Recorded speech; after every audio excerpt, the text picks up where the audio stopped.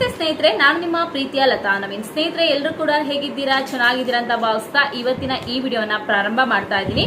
ಸ್ನೇಹಿತರೆ, ಇವತ್ತು ನಾನು ತಿಳಿಸ್ಕೊಡ್ತಾ ಇರುವಂತಹ ವಿಚಾರ, ಗೃಹಲಕ್ಷ್ಮಿ ಯೋಜನೆಯ 2,000 ಹಣದ ಜೊತೆಗೆ ನೀವು ಪ್ರತಿ ತಿಂಗಳು 800 ರೂಪಾಯಿ ಹಣವನ್ನ ಪಡ್ಕೊಳ್ಬಹುದು. ಅಂದ್ರೆ ಟೋಟಲ್ ಆಗಿ 2,800 ರೂಪಾಯಿ ಹಣವನ್ನ ನಿಮ್ಮ ಖಾತೆಗೆ ಜಮಾ ಮಾಡ್ಕೋಬಹುದಾಗತ್ತೆ. ಸ್ನೇಹಿತರೆ, ಈ ಯೋಜನೆಗೆ ಅರ್ಜಿಯನ್ನ ಹಾಕ್ಬೇಕಾಗತ್ತೆ. ಸೊ ಆ ಯೋಜನೆ ಏನು, ಹಾಗೆ ಏನೇನ್ ದಾಖಲಾತಿಗಳು ಬೇಕು ಅನ್ನೋದನ್ನ ಕಂಪ್ಲೀಟ್ ಆಗಿ ತಿಳಿಸ್ಕೊಡ್ತೀನಿ. ವಿಡಿಯೋನ ಕೊನೆವರೆಗೂ ನೋಡಿ.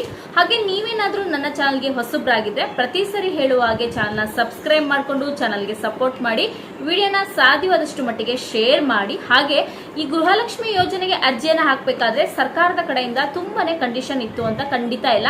ಸೊ ಯಾರು ಟ್ಯಾಕ್ಸ್ ಪೇ ಮಾಡ್ತಾರೆ ಅವರು ಅರ್ಜಿಗೆ ಹಾಕೋ ಹಾಗಿಲ್ಲ. ಮತ್ತೆಲ್ಲವರು ಕೂಡ APL ಮತ್ತೆ BPL ರೇಷನ್ ಕಾರ್ಡ್ ಇರುವವರು ಪ್ರತಿಯೊಬ್ರು ಕೂಡ ಗೃಹಲಕ್ಷ್ಮಿ ಯೋಜನೆಗೆ ಅರ್ಜಿಯನ್ನ ಹಾಕಿ ಉಚಿತ 2,000 ಹಣವನ್ನ ಪಡ್ಕೋಬಹುದು. ಅದೇ ರೀತಿಯಾಗಿ ಈ ಒಂದು ಯೋಜನೆ ಸ್ನೇಹಿತರೆ, ಸೊ ಇಲ್ಲಿ ನೀವು ಅರ್ಜಿಯನ್ನ ಹಾಕಿದ್ರೆ ಪ್ರತಿ ತಿಂಗಳು ನಿಮ್ಗೆ 2,800 ರೂಪಾಯಿ ನಿಮ್ಮ ಖಾತೆಗೆ ಬರುತ್ತೆ. ಹಾಗೆ ಇದಕ್ಕೆ ಅರ್ಜಿಯನ್ನ ಹಾಕಿ ಸೊ 45 ದಿನಗಳಲ್ಲೇ ನಿಮ್ಮ ಖಾತೆಗೆ ಪ್ರತಿ ತಿಂಗಳು ಅಂದ್ರೆ ಈ ಉಚಿತ 2,000 ಹಣ ಬರ್ತಾ ಇರುತ್ತೆ ಅಲ್ವಾ, ಅದ್ರ ಜೊತೆಗೆ 800 ರೂಪಾಯಿ ಕೂಡ ಆಡ್ ಆಗಿ 2,800 ರೂಪಾಯಿ ನಿಮ್ಗೆ ಆಡ್ ಆಗುತ್ತೆ. ಸೊ ಏನಾದ್ರು ಅರ್ಜಿ ರಿಜೆಕ್ಟ್ ಆಗಿದೆ ಅಂತ ಗೊತ್ತಾಗದಾದ್ರು ನಿಮ್ಗೆ 45 ದಿನಗಳೊಳಗೆ ಗೊತ್ತಾಗುತ್ತೆ. ರಿಜೆಕ್ಟ್ ಆಗಿದ್ರು ಕೂಡ 45 ಡೇಸ್ ಅಲ್ಲೇ ಗೊತ್ತಾಗುತ್ತೆ.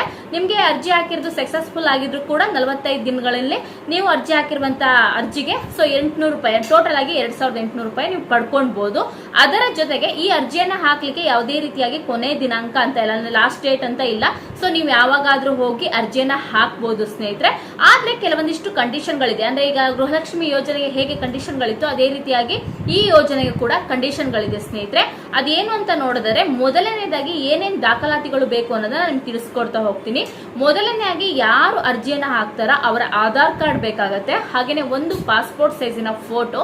ನೆಕ್ಸ್ಟ್ ಬಂದ್ಬಿಟ್ಟು ನಿಮ್ಮ ಬ್ಯಾಂಕ್ ಅಕೌಂಟ್ ಡೀಟೇಲ್ಸ್, ಅಂದ್ರೆ ನೀವು ಯಾವ ಬ್ಯಾಂಕ್ ಅಲ್ಲಿ ಅಕೌಂಟ್ ಇರುತ್ತೋ ಆ ಬ್ಯಾಂಕಿನ ಡೀಟೇಲ್ಸ್ ಬೇಕಾಗತ್ತೆ. ಪಾಸ್ಬುಕ್ ಇದ್ರೆ ಆಯ್ತು, ಜೊತೆಗೆ ನಿಮ್ಮ ಆಧಾರ್ ಕಾರ್ಡ್ ಆ ಬ್ಯಾಂಕಿಗೆ ಲಿಂಕ್ ಆಗಿರ್ಬೇಕು. ಅಂದ್ರೆ ಈಗ ಗೃಹಲಕ್ಷ್ಮಿ ಯೋಜನೆ ಹಣ ಪಡಿತಾ ಇದೀರಂದ್ರೆ ಆಧಾರ್ ಕಾರ್ಡ್ ಲಿಂಕ್ ಆಗಿರುತ್ತೆ ಅಂತ ಮತ್ತೊಂದ್ಸರಿ ಹೋಗಿ ಲಿಂಕ್ ಮಾಡಿಸುವಂತದ್ದು ಬೇಡ. ಸೊ ನೆಕ್ಸ್ಟ್ ನಿಮ್ದು ವೋಟರ್ ID ಬೇಕಾಗತ್ತೆ. ಈಗಾಗಲೇ ಎಲ್ಲರೂ ಕೂಡ ಚುನಾವಣೆಯಲ್ಲಿ ವೋಟರ್ನ ಹಾಕಿರ್ತೀರಾ, ವೋಟರ್ ID ಇದ್ದೇ ಇರುತ್ತೆ. ಸೊ ವೋಟರ್ ID ಕೂಡ ಬೇಕಾಗತ್ತೆ. ನೆಕ್ಸ್ಟ್ ಇನ್ನೊಂದೇನಂದ್ರೆ BPL ರೇಷನ್ ಕಾರ್ಡ್ ಇದ್ದೇ ಇರ್ಬೇಕಾಗುತ್ತೆ. So ration card must and should ಅಂತಾನೆ ಹೇಳ್ಬೋದು, ಇದು ಖಂಡಿತವಾಗ್ಲೂ ಬೇಕಾಗುತ್ತೆ. ನೆಕ್ಸ್ಟ್ ಇನ್ನೊಂದು ಇಂಪಾರ್ಟೆಂಟ್ ಅಪ್ಡೇಟ್ ಏನಂದ್ರೆ, ನಿಮ್ಮ ಹತ್ತಿರ ಇನ್ಕಮ್ ಸರ್ಟಿಫಿಕೇಟ್ ಇರಲೇಬೇಕಾಗತ್ತೆ. ಸೊ ಯಾರು ಈ ಅರ್ಜಿಗೆ ಯೋಜನೆಗೆ ಅರ್ಜಿಯನ್ನ ಹಾಕ್ತಾರೋ ಅವರ ಇನ್ಕಮ್ ಸರ್ಟಿಫಿಕೇಟ್ ಬೇಕೇ ಬೇಕಾಗತ್ತೆ ಸ್ನೇಹಿತರೆ. ಇಷ್ಟು ದಾಖಲಾತಿಗಳಿದ್ರೆ ನೀವು ಆರಾಮಾಗಿ ಯೋಜನೆಗೆ ಅರ್ಜಿಯನ್ನ ಹಾಕ್ಬೋದು. ಸೊ ಎಲ್ಲಿ ಹೋಗಿ ಅರ್ಜಿಯನ್ನ ಹಾಕ್ಬೇಕು ಅಂತ ನೀವು ಕೇಳಿದರೆ, ನಿಮ್ಮ ಹತ್ತಿರದಲ್ಲಿರುವಂತಹ ಬಾಪೂಜಿ ಸೆಂಟರ್ ಕೇಂದ್ರಗಳಿಗೆ ಹೋಗಿ ಅರ್ಜಿಯನ್ನ ಹಾಕ್ಬೋದು. ಅಥವಾ ಸೊ ನಿಮ್ ಗ್ರಾಮನ್ ಇದ್ರೆ ಗ್ರಾಮನಲ್ಲೂ ಕೂಡ ಅರ್ಜಿಯನ್ನ ಹಾಕ್ಬೋದು. ಕೆಲವೊಂದ್ಸರಿ ನಿಮ್ಮ ಮನೆ ಹತ್ತಿರ ಬ್ಯಾಂಗ್ಳೂರ್ ಬನ್ ಅಥವಾ ಕರ್ನಾಟಕ ಇದ್ರೆ ದಯವಿಟ್ಟು ಅಲ್ಲಿ ಹೋಗಿ ವಿಚಾರಿಸಿ ಅಲ್ಲೂ ಕೂಡ ಅರ್ಜಿಯನ್ನ ಸಲ್ಲಿಸಬಹುದು. ಸೊ ಇನ್ನೊಂದೇನಂದ್ರೆ, ಈ ಯೋಜನೆಗೆ ಅರ್ಜಿ ಹಾಕ್ಲಿಕ್ಕೆ ಎಷ್ಟು ಚಾರ್ಜ್ ಆಗುತ್ತೆ ಅಂತ ನೀವು ಕೇಳ್ಬೋದು. 50 ರಿಂದ 100 ರೂಪಾಯಿ ತಗೊಳ್ಬಹುದು. ಯಾಕಂದ್ರೆ ಕೆಲವೊಂದಿಷ್ಟು ಕಡೆಯಲ್ಲಿ ಕೆಲವೊಂದಿಷ್ಟು ಚಾರ್ಜ್ ಗಳನ್ನ ಮಾಡ್ತಾರೆ. ಹಾಗೆ ಹೋಗಿ ಅಲ್ಲಿ ವಿಚಾರಿಸಿ, ಅಥವಾ ನಿಮ್ಮ ಊರಿನಲ್ಲಿ ಮಹಿಳಾ ಮತ್ತು ಮಕ್ಕಳ ಕಲ್ಯಾಣ ಇಲಾಖೆ ಇದ್ರೆ ಅಲ್ಲೂ ಕೂಡ ಹೋಗಿ ನೀವು ಅರ್ಜಿಯನ್ನ ಹಾಕ್ಬೋದು ಸ್ನೇಹಿತರೆ. ಸರ್ಕಾರಿ ಸೇವಾ ಕೇಂದ್ರಗಳಲ್ಲಿ ನಿಮ್ಗೆ ಅಮೌಂಟ್ ತಗೊಳೋದಿಲ್ಲ, ಬಟ್ ಕೆಲವೊಂದಿಷ್ಟು ಕಡೆಯಲ್ಲಿ 100 ರೂಪಾಯಿ 50 ರೂಪಾಯಿ ತರ ಚಾರ್ಜಸ್ ನ ಮಾಡೇ ಮಾಡ್ತಾರೆ. ಸೊ ಅವಾಗ ನೀವು ಪೇ ಮಾಡ್ಲೇಬೇಕಾಗತ್ತೆ. ಇಲ್ಲಿ ಅರ್ಜಿಯನ್ನ ಹಾಕ್ಲಿಕ್ಕೆ ಯಾವುದೇ ರೀತಿಯಾಗಿ ಕೊನೆ ದಿನಾಂಕ ಅಂತ ಇಲ್ಲ, ನೀವು ಯಾವಾಗಾದ್ರೂ ಹೋಗಿ ಅರ್ಜಿಯನ್ನ ಹಾಕಿ ಬರ್ಬೋದು ಸ್ನೇಹಿತರೆ. ಸೊ ಇನ್ನೇನಂತ ಅಂದ್ರೆ, ಇಲ್ಲಿ ಬಹಳ ಮುಖ್ಯವಾಗಿರುವಂತ ಒಂದು ಕಂಡೀಷನ್ ಏನಂತಂದ್ರೆ, ಸೊ ಯಾರು ಅರ್ಜಿಯನ್ನ ಹಾಕ್ತಾರೋ ಈ ಮಹಿಳೆಯರಿಗೆ ಸೊ ನಿಮ್ಮ ಏಜ್ ಬಂದ್ಬಿಟ್ಟು 40 ವರ್ಷದ ಮೇಲ್ಪಟ್ಟಿರ್ಬೇಕು. ಅಂದ್ರೆ 40 ವರ್ಷ ಆಗಿದ್ರು ಕೂಡ ನಡೆಯುತ್ತೆ. 40 ರಿಂದ 64 ವರ್ಷದ ಒಳಗಿರ್ಬೇಕಾಗತ್ತೆ. ಅಂದ್ರೆ ಅರ್ಜಿಯನ್ನ ಹಾಕುವಂತವ್ರು 40 ರಿಂದ 64 ವರ್ಷದ ಒಳಗಾಗಿರ್ಬೇಕು. ಸೊ ಅವರು ಈ ಯೋಜನೆಗೆ ಅರ್ಜಿಯನ್ನ ಹಾಕಿ ಪ್ರತಿ ತಿಂಗಳು ಗೃಹಲಕ್ಷ್ಮಿ ಯೋಜನೆ 2,000 ರೂಪಾಯಿ ಹಣ ಪಡಿತಾ ಇದ್ರೆ ಪ್ಲಸ್ ನಿಮ್ಗೆ 800 ರೂಪಾಯಿ ಆಡ್ ಆಗಿ 2,800 ರೂಪಾಯಿ ನಿಮ್ಮ ಖಾತೆಗೆ ಪ್ರತಿ ತಿಂಗಳು ಜಮಾ ಆಗತ್ತೆ ಸ್ನೇಹಿತರೆ. ಇಷ್ಟು ಬಹಳ ಮುಖ್ಯವಾಗಿರುವಂತಹ ಒಂದು ಕಂಡೀಷನ್ ಅಂತಾನೆ ಹೇಳ್ಬೋದು. ಸೊ ಇಲ್ಲಿ ಇನ್ಕಮ್ ಸರ್ಟಿಫಿಕೇಟ್ ಅಲ್ಲಿ ಎಷ್ಟು ಆದ್ರೂ ಇನ್ಕಮ್ ಇದ್ರೆ ಪರವಾಗಿಲ್ವಾ ಅಂತ ಕೇಳಿದರೆ ಖಂಡಿತ ಇಲ್ಲ. ಇದು ಬಹಳ ಮುಖ್ಯವಾಗಿ ಬೇಕಾಗಿರುವಂತದ್ದು. ಇನ್ಕಮ್ ಸರ್ಟಿಫಿಕೇಟ್ ಅಲ್ಲಿ ನಿಮ್ಮ ಇನ್ಕಮ್ ಬಂದ್ಬಿಟ್ಟು 36,000 ಇರಬೇಕಾಗತ್ತೆ. 36,000 ಇದ್ರೆ ಮಾತ್ರ ನೀವು ಈ ಯೋಜನೆಗೆ ಅರ್ಜಿಯನ್ನ ಹಾಕ್ಲಿಕ್ಕಾಗುವಂತದ್ದು. ಸೊ ಅದಕ್ಕೂ ಜಾಸ್ತಿ ಇದ್ರೆ ಖಂಡಿತ ಯೋಜನೆಗೆ ಅರ್ಜಿಯನ್ನ ಹಾಕ್ಲಿಕ್ಕಾಗಲ್ಲ, ಹಣವನ್ನು ಕೂಡ ಪಡ್ಕೊಳ್ಲಿಕ್ಕೆ ಆಗಲ್ಲ. ನಿಮ್ಮ ಇನ್ಕಮ್ ಸರ್ಟಿಫಿಕೇಟ್ ಅಲ್ಲಿ 36,000 ಇರ್ಬೇಕಾಗತ್ತೆ ಸ್ನೇಹಿತರೆ.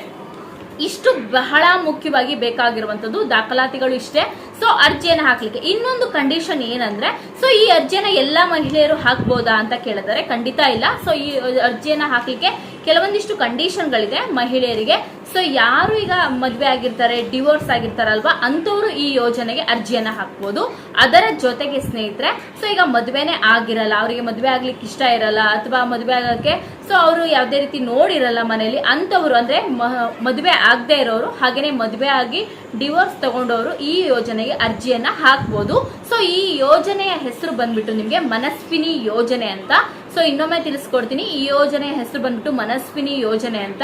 ಸೊ ಅರ್ಜಿಯನ್ನ ಹಾಕುವಂತವ್ರು ಮದುವೆ ಆಗದೆ ಇರೋರು ಅರ್ಜಿಯನ್ನ ಹಾಕ್ಬೋದು. ಜೊತೆಗೆ ಮದುವೆ ಆಗಿ ಡಿವೋರ್ಸ್ ಆಗಿರುವಂತವ್ರು ಈ ಯೋಜನೆಗೆ ಅರ್ಜಿಯನ್ನ ಹಾಕಿ ಸೊ ಪ್ರತಿ ತಿಂಗಳು 800 ರೂಪಾಯಿ ಹಣವನ್ನ ಪಡ್ಕೋಬಹುದು. ಇಲ್ಲಿ ರೇಷನ್ ಕಾರ್ಡ್ ಅಲ್ಲಿ ನಿಮ್ಮ ಹೆಸರು ಫಸ್ಟ್ ಇರಬೇಕು ಅಥವಾ ಏನಾದ್ರೂ ಬೇರೆ ಕಂಡೀಷನ್ ಇದೆಯಾ ಅಂದ್ರೆ ಖಂಡಿತ ಇಲ್ಲ. ಸೊ ಇನ್ಕಮ್ ಸರ್ಟಿಫಿಕೇಟ್ ಅಲ್ಲಿ ನಿಮ್ಮ ಇನ್ಕಮ್ ಬಂದ್ಬಿಟ್ಟು 36,000 ಇರಬೇಕು.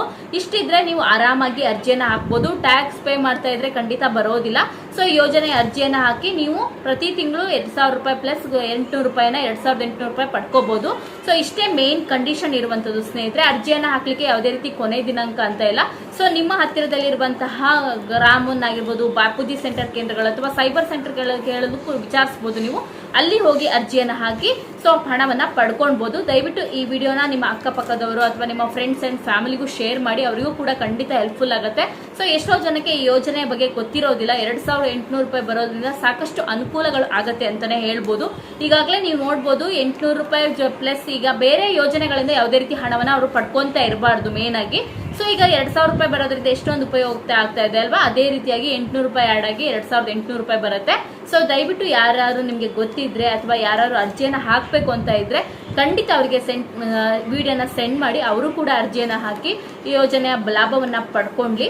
ಹಾಗೆ ಗೃಹಲಕ್ಷ್ಮಿ ಯೋಜನೆಯ 11ನೇ ಕಂತು ಹಣ ಯಾವಾಗ ಬಿಡುಗಡೆ ಆಗತ್ತೆ ಅಂತ ಕೇಳ್ತಾ ಇದ್ರಿ ಸ್ನೇಹಿತರೆ. ಇನ್ನು ಗೃಹಲಕ್ಷ್ಮಿ ಯೋಜನೆಯ 11ನೇ ಕಂತಿನ ಹಣವನ್ನ ಸೊ ಇದೇ ದಿನಾಂಕ ಬಿಡುಗಡೆ ಆಗತ್ತೆ ಅಂತ ಎಲ್ಲೂ ಕೂಡ ಡೇಟ್ ಅನ್ನ ಅನೌನ್ಸ್ಮೆಂಟ್ ಮಾಡಿಲ್ಲ. ಯಾಕಂದ್ರೆ ಈಗಾಗಲೇ ನೋಡ್ಬೋದು ನೆಕ್ಸ್ಟ್ ಮಂತ್ ಅಲ್ಲಿ ಎಲೆಕ್ಷನ್ ರಿಸಲ್ಟ್ ಡಿಕ್ಲೇರ್ ಆಗ್ತಾ ಇದೆ. ಸೊ ಎಲೆಕ್ಷನ್ ರಿಸಲ್ಟ್ ಡಿಕ್ಲೇರ್ ಆಗೋಕ್ಕಿಂತ ಮುಂಚೆನೆ ನಿಮ್ಗೆ ಹಣ ಬಿಡುಗಡೆ ಆಗ್ಬೋದು, ಅಥವಾ ರಿಸಲ್ಟ್ ಬಂದು ನೆಕ್ಸ್ಟ್ ಡೇ ಅಲ್ಲೇ ನಿಮ್ಗೆ ಗೃಹಲಕ್ಷ್ಮಿ ಯೋಜನೆಯ 11ನೇ ಕಂತಿನ ಹಣ ಕೂಡ ಬಿಡುಗಡೆ ಆಗ್ಬೋದು. ಸೊ ಕಾದ್ ನೋಡ್ಬೇಕು, ಡೇಟ್ ಅನ್ನ ಅನೌನ್ಸ್ಮೆಂಟ್ ಮಾಡಿಲ್ಲ. ಪ್ರತಿ ತಿಂಗಳು ಹಾಗೆ ಅಲ್ವಾ. So next month first week ಅಲ್ಲೇ ಗೃಹಲಕ್ಷ್ಮಿ ಯೋಜನೆ 11ನೇ ಕಂತಿನ ಹಣವನ್ನ ಬಿಡುಗಡೆ ಮಾಡಬಹುದು.